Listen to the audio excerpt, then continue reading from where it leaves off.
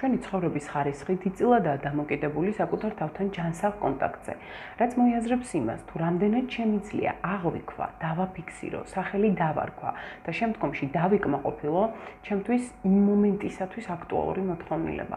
რამდენად ვუსმენ და ვენდობი საკუთარ შინაგან ხმას, რასაც ხშირად ინტუიციას ვეძახით.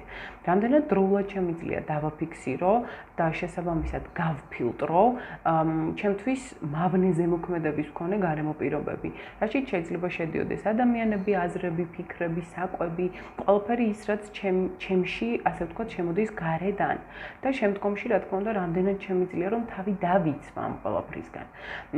როგორ ვზრუნავ საკუთარ თავზე და რამდენად ვხვდები რა დოზით და ვისგან ჭირდება ეს ყველაფერი. ამიტომ, როდესაც ვსაუბრობთ ცხოვრების ხარისხის გაუმჯობესებაზე, აუცილებელია ვახსენოთ, რომ ეს გზა გადის სწორედ საკუთარ თავთან ჯანსაღ კონტაქტზე და საკუთარი თავის ცოდნაზე.